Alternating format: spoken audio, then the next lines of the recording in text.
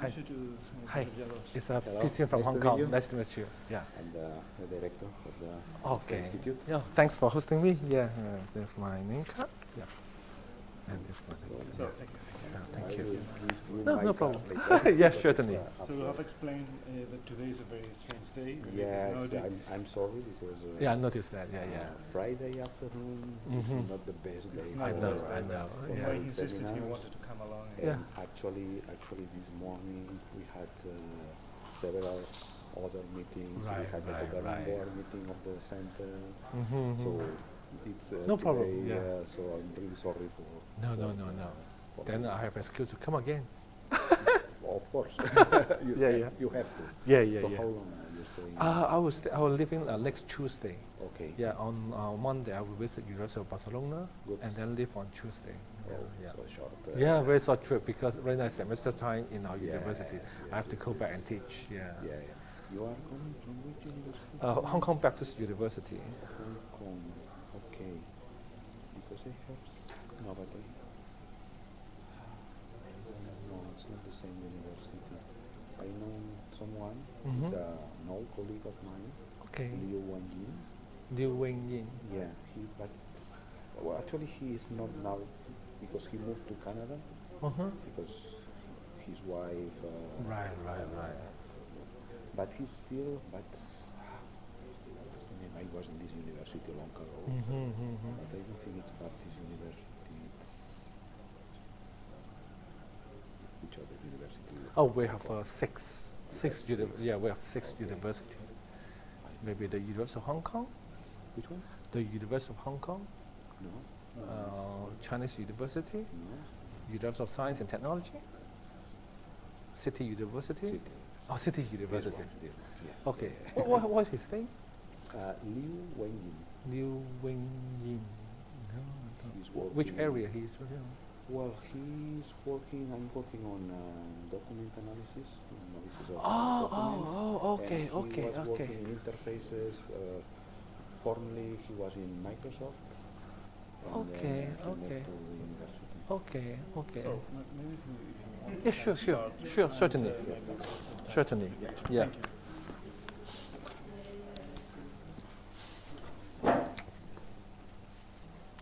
Shall I start? Okay, good afternoon, everyone. I noticed that it's a Friday afternoon. Everybody want to go back home or have a happy hour to enjoy the weekend and preparing the weekend. And I'm happy that you still come and join my seminar. Okay, so this is the topic that I'm talking about the phase anti-spoofing. I'm Emisión from Hong Kong Baptist University. How many of you been Hong Kong before? One? Okay, so Hong Kong is a very small place. And like a metropolitan city, London, New York, but much smaller than London and New York. That's why we call Hong Kong is a city of life. So give you some figure, you may imagine how small Hong Kong is. Hong Kong, in terms of the size, is just 1,000 kilometers square, very small. Okay, so if you know how big Switzerland is 40 times larger than Hong Kong. But we have the similar populations, also 7 millions. So you can imagine how dense the Hong Kong is. So this is one of the very typical scene in the Harbour Island. We have a Sun and Night show every day around 8 o'clock, at 8 o'clock if I remember correctly. So this is every night you can go to the harbour scene, and then this is the scene that you will see. But at the same time, Hong Kong is a metropolitan city, city of life. Around 50% of the land actually we classify as a national park. That means you go there for hiking, for sports, for during the for weekend, and also we also have a coastline. We also have coastline. If you like water sport, this is perfect. We have Buddhists. You can go hiking for some vegetarian food. We have the longest hanging bridge in Asia, and so on and so forth. So Hong Kong is small, but we are beautiful. If you are foodies, then you have to come to Hong Kong as well. I understand that the food in Spain is excellent. I was in Madrid yesterday. I like the tapas. I like the pizza. I like the ham, the wine, and so on and so forth. Hong Kong, we have different type of food. Okay, also good. We have Chinese food, of course, dim sum. We have a lot of seafood. Of course, international cuisine because this is an international city in Hong Kong. And we have a lot of international visitors too. We can speak a lot of languages, English, of course Mandarin, Cantonese, and some can speak Spanish too. Okay, then let's go back to the technical talk. So this is the outline of my talk. First of all, I would like to talk about the background and motivation for face anti-spoofing and also related work. And after that, I will talk about some of my related work on face anti-spoofing. And then I will draw a conclusion. After that, I will do a little bit advertisement. Okay, face recognition should not be something new for all of you. Which has been for doing research for more than 2 decades. And a lot of encouraging algorithm has been developed in the last 2 decades. And actually, those algorithms already deployed in many practical applications. Like in Hong Kong, you can use your fingerprint and face to go through the border between Hong Kong and China, mainland China. You may also use it for face lock-on. In China, we also use the face recognition for payment, or what we call the Alipay. You can do any transaction with the bank to buy something using your face. So in some sense, face recognition actually offers a very convenient way. You just put on face and then lock on. You just put on face and go through the border. And you do the face and then do the transaction. But at the same time, face recognition technology also offers security. This is one of the key for face recognition. So if you consider face recognition technology is a security, then have you ever considered if face recognition system is not secure? That means somebody can easily hack your system. Then what happened? Then if I know, okay, I'm Fernando, and then lock in his system, and then replace everything, then I become Fernando. Not only I got all his money, but also I can change his particular and become no identity at all, Fernando. So this is something that we want to address. In fact, research on system security, biometric system security is not something new. That was started in 2001, 15 years ago, 16 years ago. Rather, actually, already identified 8 types of possible attacks. So this is a very generic system for a face recognition system. When human face go through a sensor, which may be a camera, you go through a feature extraction, matching, and then store, and then compare with the one stored in the database, and then you got the result. So first of all, you can present a fake biometric to the system. You can replace the old data. You can override the feature extractor, synthesize feature extractions, override the matcher. You can also modify the template stored in the database. Template means a set of features stored in the database. And then you can intercept the channel. Of course, you can override the final decision as well. So rather already identified there are 8 possible types of attack for biometric systems, including face recognition system. So in this talk, I mainly focus on fake biometrics. Okay, fake biometric again is not something new.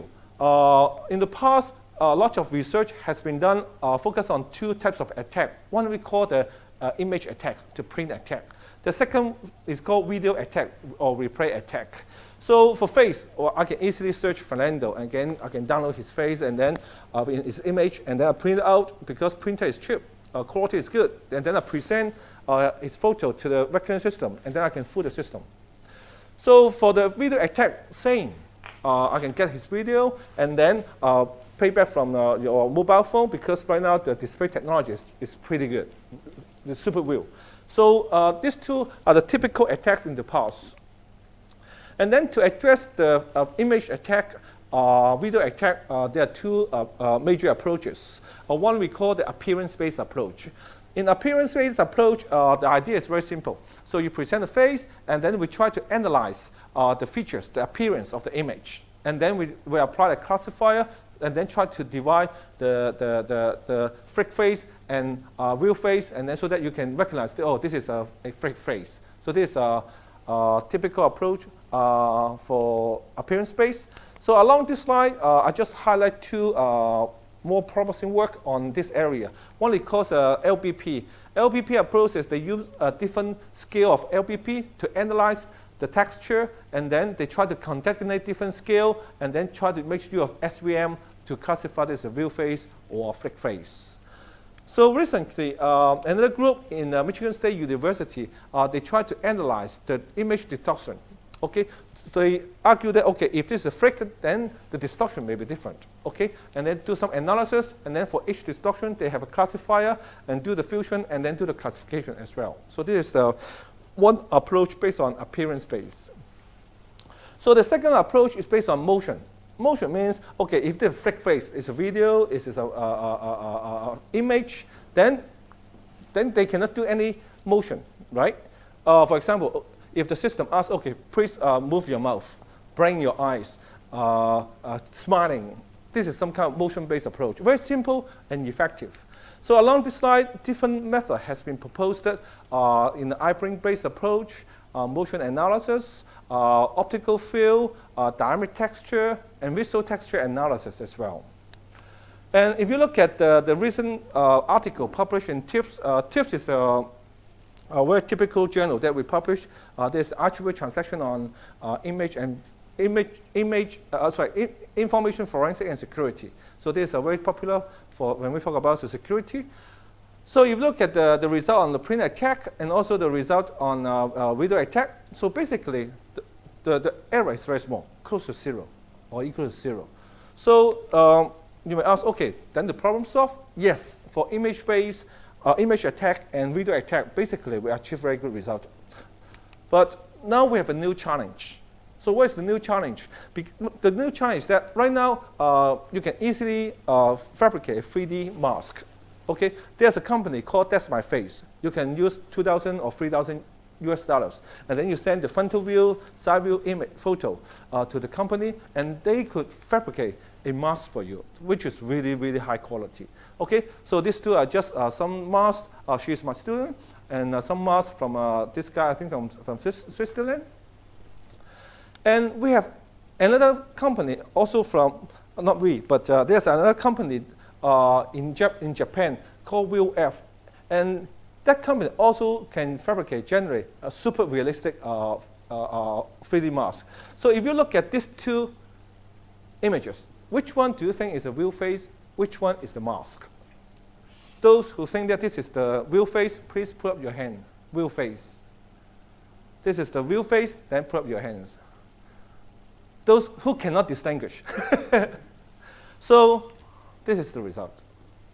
So basically, this is the mask. So this is the real face. So even human cannot distinguish, okay, this is a real face or a mask, but just looking at the face region. So why I put it like this? Because this is the typical face recognition system, the region that we consider for recognition. Okay, so even human cannot differentiate. Okay, so again, this is not something new. If you date back to 2010 in Hong Kong, this guy actually tried to put a mask, become an old man, and he successfully gone through the immigration and then gone the plane to the US. So this is the real story in Hong Kong too.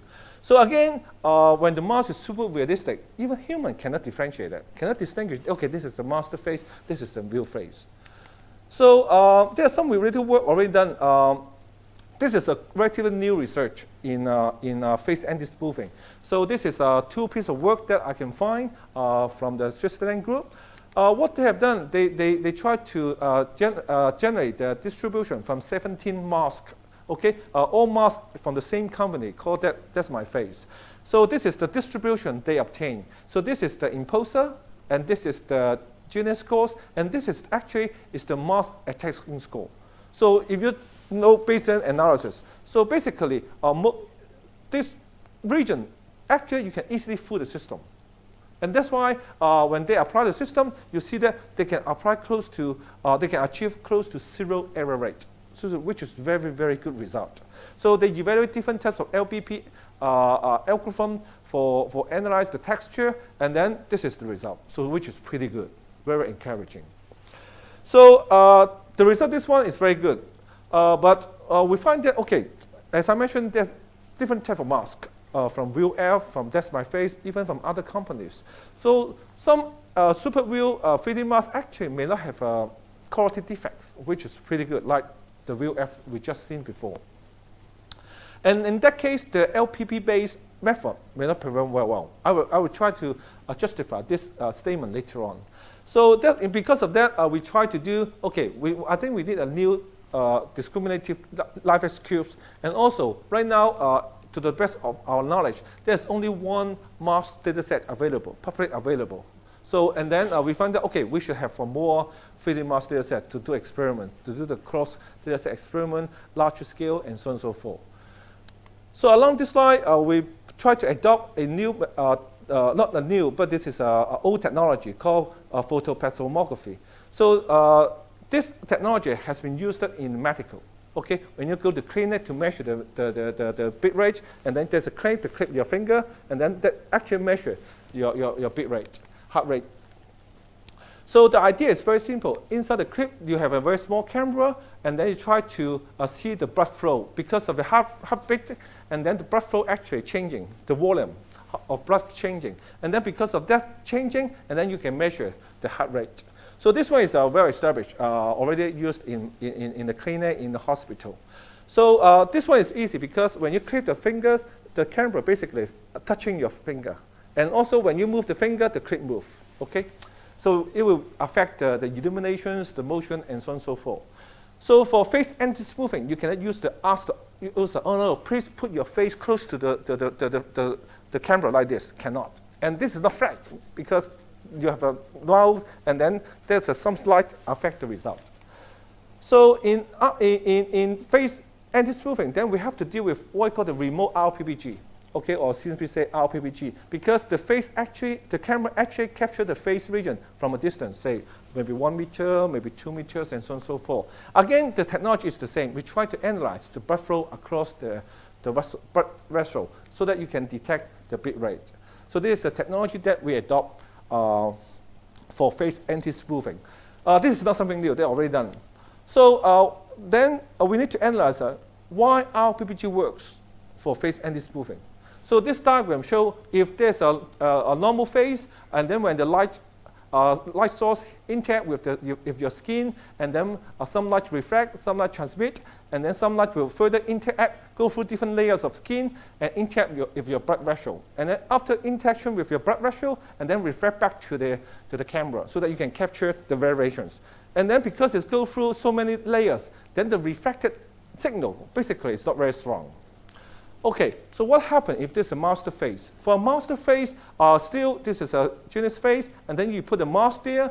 Because there's one more layer, again, a lot of light energy actually refract, and the remaining reflect to the first layer, second layer, and so on and so forth, and then finally interact with the blood vessels, and then reflect back. Because there's one more layer, the light that can reflect back to the camera, basically is very, very, very weak. So basically, this is a noise. It's hard to detect. So because of that, then if we can detect the RP signal, then this should be a normal face. If we cannot, this is a very weak signal, then that should be a master face. So this is the idea. So along this line, okay, this is just one example. This is the general face, and this is the RP signal that we can obtain. And then we do the FFT, and then look at the spectrum, power spectrum. And this is power spectrum that we obtain. And then basically, this is the frequency. It is the heart rate that can be detected.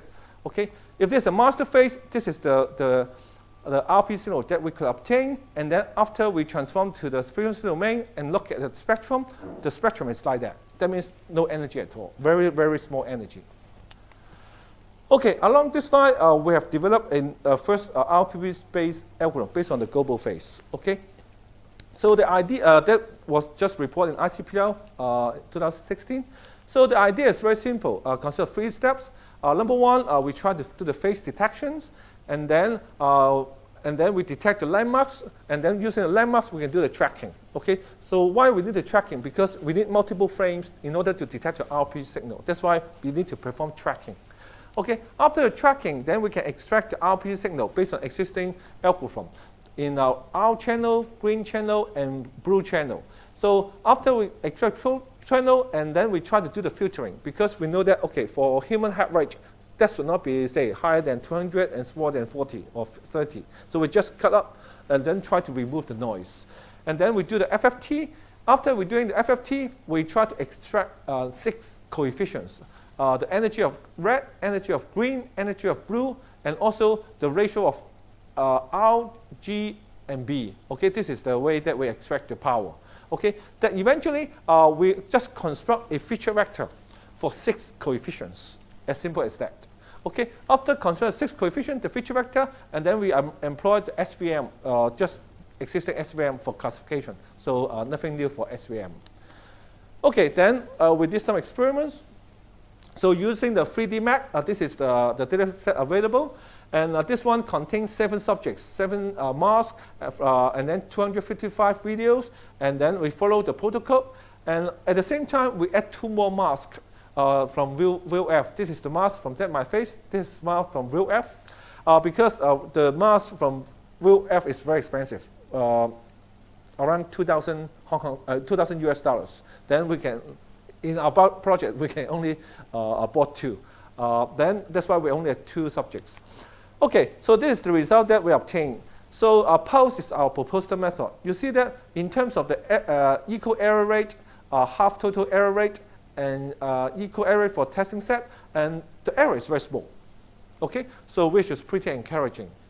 But the problem is, for the LPP-based method, they perform even better because they use zero error rate. And then we try to finding why. We'll explain this observation later on. And then we work on the View F, another data set, the 2 masks. And then this is the result. So for our result, our proposed method also yield a relatively low error rate, again, which is very good. But what happened for LPP-based approach? This is the error rate they obtain. You may observe that LPP-based in the firmware 1 gets zero error rate. But when the same method applied to another type of mask, it yields a very, very high errors. So this is the result.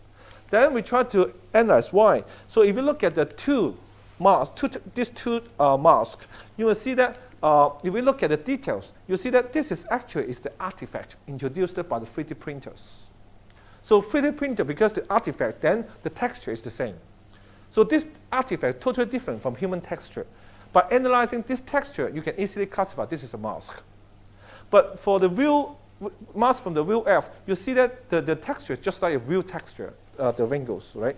So that's why when we using this one and then apply for this algorithm, then the texture for these two totally different. That's why if you just based on one single texture, well, for this database it's good, but for this one it's not good. But for the RPPG method, because we are not analyzing the texture, we just analyze the blood flow, and then that's why we perform our equal error rate actually relatively small for both types of masks. But still, the global-based approach may not be good enough because it's sensitive to noise. Okay, because of the head motion, because of illumination change, it is sensitive to noise, and that's why. Okay. One more thing. We also observe one interesting thing. For different people, the RPPG signal, the signal strength, are different. We don't know why. We try to find, okay, because of female and male, no. Because of people good in sports and weak in sports, no. Whether because of the skin color, no. But we don't know why. But we find that different people, in terms of the RPP signal, are different. Okay, because of that, we try to develop another method, try to improve the robustness so that it's less sensitive to illumination change, less sensitive to the human motion. And then we developed another RPPG-based method. We call the local RPPG-based. Okay, so this result actually was just reported in the last October, ECCV in Netherlands. Okay, so again, the idea again is not very complicated. First of all, we'll go through. We need to detect facial landmarks, and then we can use this kind of facial landmarks to divide the different local regions. And then, in order to improve the robustness, we developed two major steps. One is what we call the local RPC correlation model. The second one is the confidence maps. Okay, these two are something new in our method. And then after that, we will train the classifier. At the same time, when a object presented the system, and then we go through the RPC correlation model, and then extract the features, and then we do the matching between the testing and reference object, and then we classify. This is a flicker phase and a real phase. This is the the procedures. In here, we just use SVM. Again, nothing new for the classifier, and nothing new for here. We just use existing technique. Okay, the first step, landmark detection, we're using AAM. Once we detect it, you can easily find the local regions. Okay, this is automatic. Okay, and then once you find the automatic, and then you need to track the phase using the landmarks same as the previous work, and then eventually you will obtain n signal. If there's n local regions, then you will obtain n local RPPG signal. Okay, so this is something new, the correlation model. So this model was developed mainly because we want to handle the noise introduced due to the head motion, due to the illuminations, and other problems. So in order to do that, we find that, okay, for local RPPG signal, because we have a different region, but those should have the same bit rate because those belong to the same person. Then that should have a higher consistency around different regions. And then for the master phase, because they are noise, then noise, there should have no relationship, no correlations. So this is the idea, the rationale. So this figure just shows the rationale behind. So this is the region that obtained, and then we obtain a 2 RPG signal. And then same as before, we perform the FFT, and then look at the spectrum. So theoretically, this is the signal that we obtain, and this is heart rate, and we find that, okay, that should be consistent. But at the same time, you see that there are also some noise that introduce another pulse here and some small pulse here. So if you just consider this bit, you may see that, okay, this bit and this bit are different, and you say this is not the same person. Okay, but we try to find, okay, if we consider the correlations between these two signals, then this is another story. Because if you find the correlation between these two signals, you see that this is the result. So we can suppress the noise while we find the similarity. Okay? And that's why we find that, okay, we should find the cross correlation between different local regions rather than just consider the heart rate. And this is the idea that we use. Okay, based on this idea, for every 2 local regions, we try to measure the similarity of the cross correlations.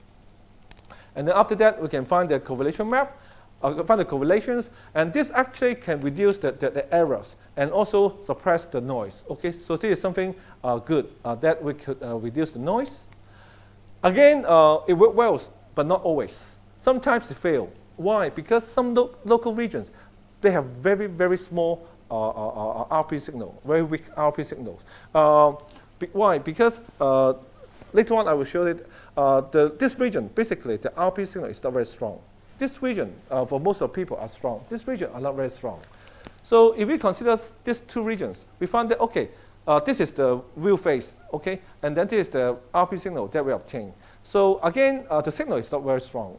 But if we take the correlation, it's just like noise. Then we will have a false acceptance, okay, false rejection, because we found that this is a genus phase, but eventually, based on this result, you want to reject it because you consider this a mask, it's a noise. So because of that, we try to say, okay, can we find the map which show which local region are strong in RP signal, which region are weak in RP signal, and then this information actually can be used for classification. Okay, along this line, we try to measure the signal. Okay, if you try to find which way signal is strong, signal is weak, then first of all, we need to define what is signal. And then we can measure in terms of the signal to noise ratio. Very typical approach. Okay, so how we can define the signal? Again, it's very simple. If we consider spectrum, so this is the heart rate that we consider this is the signal. Other than heart rate, this is we consider noise. Then from this formula, then we can easily calculate this is a signal to noise ratio. Okay, then what we want to do is to maximize the signal to noise ratio. Okay, so this is the idea. So along this line, then if we want to maximize the signal to noise ratio, then we need to have ground truth. Then we don't have. Then we need to try to find estimated ground truth of the heart rate signal, because during the detection you don't know, because you don't have the clip it on your finger to measure your heart rate. You don't know. Then how we can do that? Then we just use Arcumax formulations to find the signal. So here, this one is the detected local RP signal. This one is the estimated signal.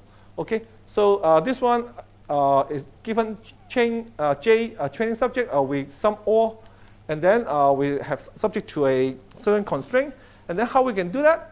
We try to do it iteratively. That means we estimate the ground truth, and then we calculate the maximum, and then update the P, and then up loop again until we find the maximum. So this is a very typical approach to find the map. And then eventually we find that along this region, most of the phases actually have very strong RPG signal. So in the chin and other here, the signal is relatively small.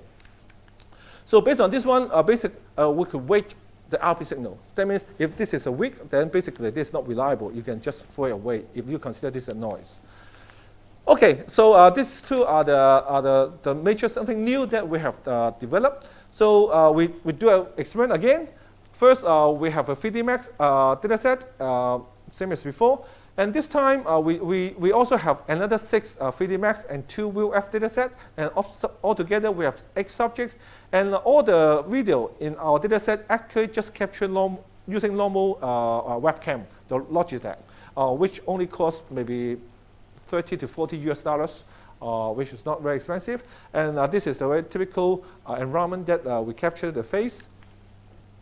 Okay, so here we perform 2 types of experiment. One is intra data set. One is cross data set. Okay, so again, for intra data set, we follow the same protocol. And we construct 2 data sets. One is a supplementary data set with combined data set. Combined data set basically is combined the supplementary and 3D Max. So this is a larger data set. For the cross data set, as Lane told, we train on one data set and then test on another data set. So this is a cross data set experiment, so which is pretty important in practice, because in practice, you don't know the attacker use which mask, from which company. They use one mask, maybe from A company, B company, and C company, and so on and so forth. That's why the cross data set experiments are important. Okay, for the intra data set experiment, same as before, MS-LBA is multi-scale LBP method. This is the result obtained from this method, half total equal error rate, and area under the curve. You see that our proposal method basically can provide smaller error and larger area under the curve, so which is good. So in the supplementary data set, again, the results are the same, similar pattern. The improvement ranging from, say, 3 to 4% to, say, 90%, so which is pretty good. Okay, this one shows the AOC curve, ROC curve. These two here, in particular, we want to evaluate whether LPP-based method is database mask sensitive. One only from the depth of my face, one from my WIL-F. So you see that if we just consider depth of my face, the result is very good. Depth of my face, the result is very good. And if you consider 2 together, then you see that the error actually is increased. So for our proposal method, no matter you use one single mask or mask from 2 companies, you see that the results are quite consistent. That means our proposed method are insensitive to the mask. Okay, this is the conclusion.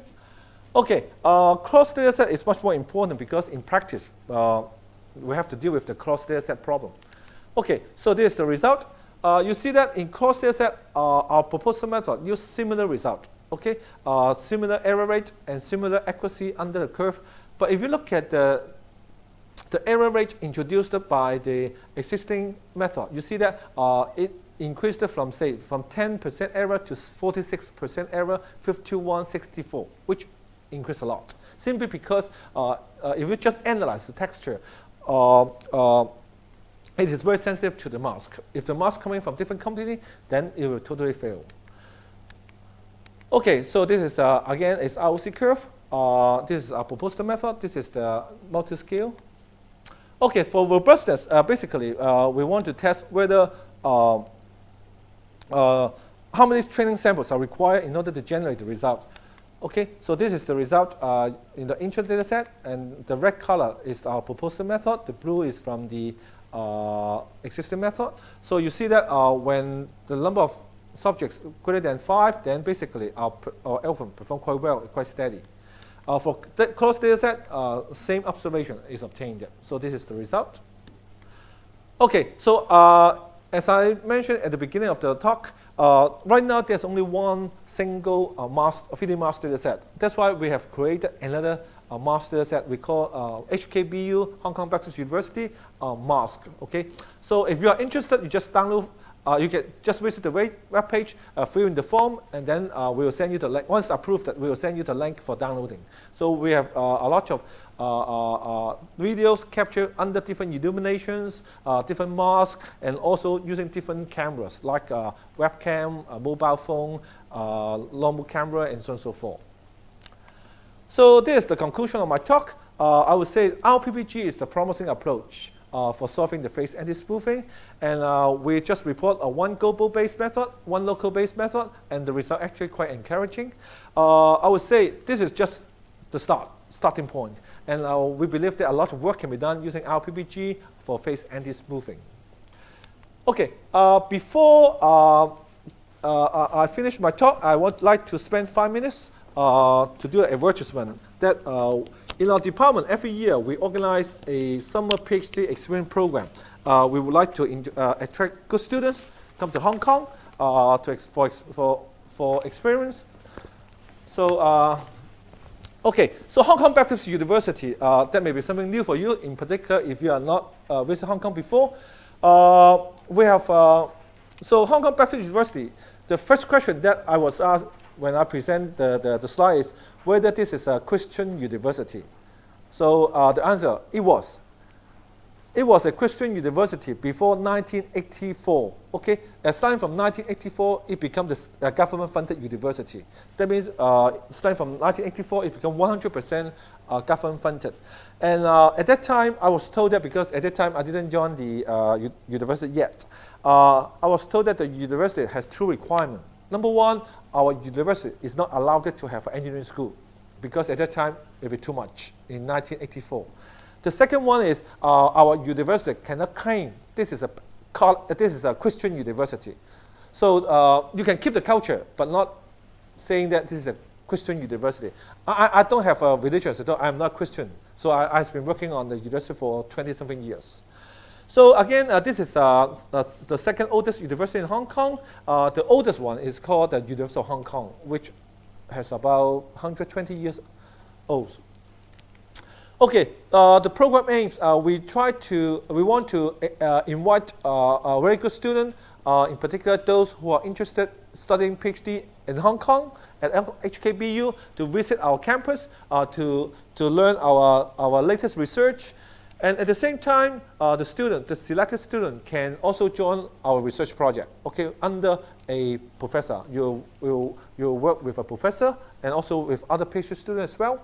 And at the same time, we will introduce a very good scheme called Hong Kong PhD Fellowship Scheme. Okay, so this is something that a new scheme introduced by Hong Kong government. Okay, Hong Kong government tried to attract very good students all over the world from the best university. Of course, this one has his. So come to Hong Kong, and then they provide very good amount of scholarships, very competitive. So you may ask how competitive and how much the scholarship is. So the scholarship basically consists of 2 parts, one from the Hong Kong government, one from the department. Okay, so if you are nominated by our university, and then eventually you got the award, and then you will receive around 4,000 euros per month, okay, for 3 years. And you don't need to pay for tuition fee. So in Hong Kong, this is scholarship. Then you don't need to pay for tax, okay? So basically, it's very attractive in terms of scholarship. And at the same time, you also have some additional allowance to support your conference, support you go to exchange, go to China or somewhere for exchange. So as I mentioned, that is very competitive. Each university in Hong Kong can only nominate a certain number of PhD students. Okay, so in our department, every year we nominate around 4 to 5 students for this scheme. And then 4 to 5 students, and then you go through the faculty level. Faculty need to endorse it, and then submit to university level, and then go out to the government. Okay. So the second rule is if you are nominated by the university, but unfortunately you cannot get the award, then what's the scholarship? You will receive around 2,000 euros per month, but you need to pay for tuition fee. Okay. But which is not too bad, because if you compare, then about half of the scholarship that you obtain. Okay? So again, this is a very competitive, but this is very prestige. Okay, so who are our target participants? So we try to invite both undergraduate students and master students who will graduate by the summer of 2018. That means next year. Okay, that means if the students successfully got the award, then they will come to Hong Kong for PhD next summer. Okay, that's why they have to graduate by summer of 2018. Okay, then how long for the durations and for the summer scheme? You can attach to our research, one of the research group in our department for 1 to 2 months during the summer, this summer, 2017.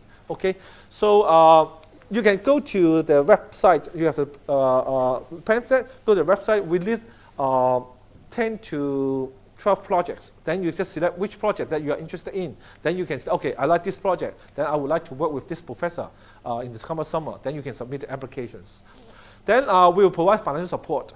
We have only less than 10 quota worldwide. Okay, we are very selective because we provide all the financial support. We provide the support from Barcelona to Hong Kong. Okay, so up to 10,000 Hong Kong dollars divided by 8, this is euros. So I believe that that's sufficient to come to Hong Kong, because when I come to Hong Kong to Spain, which is less than 10,000 Hong Kong dollars, okay, which is sufficient. Again, at the same time, we provide the campus accommodation for 1 month or 2 months. It depends on how long you will visit us. We also provide 3,000 Hong Kong dollars for your allowance, for your meals or transportation, whatever. So there's additional allowance that we'll provide. Okay.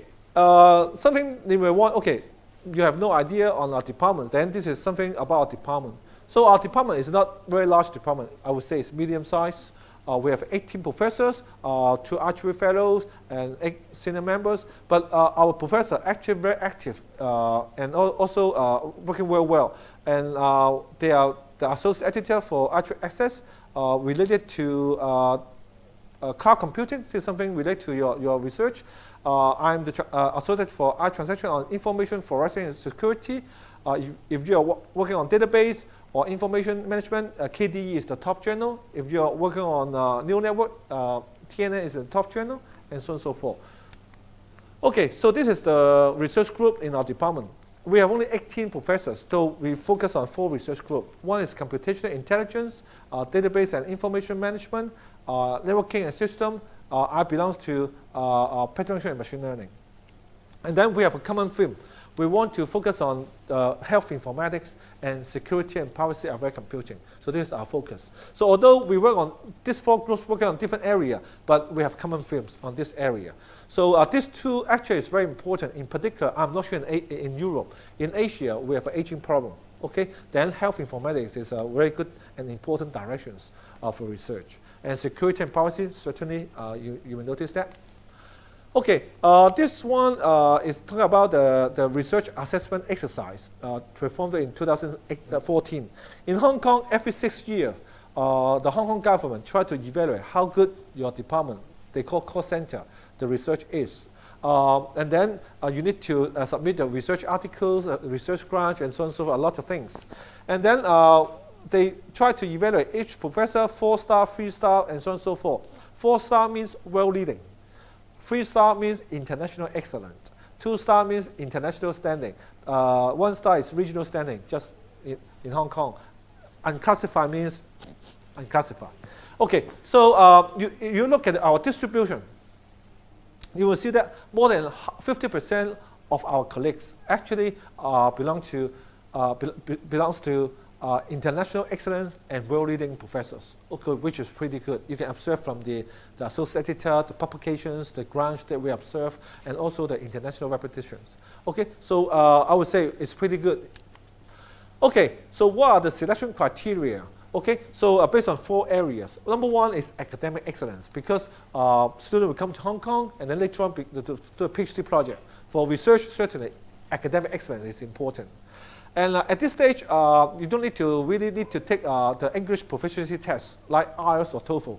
But if you finally decide to come to Hong Kong for PhD, so this is the admission requirement. You need to take IELTS at least 6.5, TOEFL should be 80 something. I forgot the score. Okay, you need to take IELTS and TOEFL or TOEFL. At the same time, we need to evaluate the research ability and also potential, because PhD is doing research. Then research ability is important. Leadership and social responsibility. This is not only the PhD fellowship. It's not only a PhD program. We want to train future leaders, academic leaders. That's why the leadership ability and social responsibility is also important. So we will look at whether you are very active in extracurricular activity, volunteer work, and so on and so forth. Cultural diversity, then because you are Spanish, from Spain, you will get full marks in cultural diversity. Okay, so that's the end. Again, if you are interested, then please visit the webpage and you can submit your applications. You can contact me if you have any questions, or you can ask now. Okay, thank you very much. So thank you very much. I have one question about the Yes. program. Which is the ratio of acceptance that you are having? Do you know any idea about For what? for the program? PhD fellowship or Yeah, summer? the Okay, so in the past few years, every year we normally 4 to 5 students to the government, and then in the past few years we got 2. That means around 50%. Yeah, which is pretty good, and I would say it's better than the average. Yeah. You have many applicants to the fellowship. Yes, yes, yes. And then we have to every year I think we have more than 20. Yeah, and then number 1, we admit to our regular program, and then for the regular program, we further select 4. So there's a 2 phase. Okay, and for if we have a master student, let's say, that is interested Yes. in attending, there is a minimum requirement in order to get into the program as well. Just for the stay, let's say this year, some of our students, of our master students will be interested. Mm-hmm. Would they have to pass any extra exam or any extra test? Well, if you want to come to Hong Kong this summer for attachment, then we will go through this, submit the form, and then if, for example, you submit, you are interested in my project, I will interview you and then see whether you are academic excellence and so on and so forth. And then say for the summer internship this summer. And if you are interested in fellowship, basically you need to fulfill everything. Then you submit, and then we shortlist the candidates, and then we'll perform interview, and then finally we'll select 4 to submit to the faculty and the university. So this one, you don't need to go through anything, but you need to submit the application, and then we'll consider each application case by case. Okay. So Yeah. for example, for the summer fellowship, for the summer, it should be summer internship. It would be project based. Yes, yes, yes, yes. You have to select one project, and because you need to work on that project and work with that potential principal supervisor, and then for 1 to 2 months. Oh, And then this is why we offer this kind of a summer experience program, because we let students come to Hong Kong, because all of you may not be in Hong Kong before, and then come to Hong Kong, see how Hong Kong look like, and what's the research. And then if I really decide to come to Hong Kong, then what's my life? What's my PhD life? Because PhD in Hong Kong at least 3 years. And then normally 4 years if you don't have a master's degree. And then some students may 5 years. You know, PhD is not like undergrad. 3 years, 4 years, you get graduate. If you cannot get distinctions, you are not up to standard, you cannot graduate. Then 3 years is the minimum. Yeah. Then before you really commit for a PhD, it's better to come and see and talk to the potential supervisor, fully understand before you make your decision. Yeah. That's the objective. Yes? I have 2 quick questions. Yes. About the algorithm that you presented before. Mm-hmm. One is that I understand that this method is exclusively Mhm. for the 3D masks Yes. that are fabric. Right. But have you tried this method with the replay attacks databases? Yes, attacks? very good question. For the image attack, basically we can detect, because image attack there's no pulse. For video attack, still we can detect pulse. Okay, that's why if you really want to say, okay, I want to have a presentation attack for image, video, then we need to cascade another algorithm in before that. And currently, we try to modify the algorithm so that we see whether we can just use single method, and then we can solve all the problems. So we are working along this direction, and this my PhD students working on that. Yeah, very, very smart, very good questions. And the second question. So Yeah, please, please. have you tried also, well, this heartbeat, is possible to detect it in black skin people?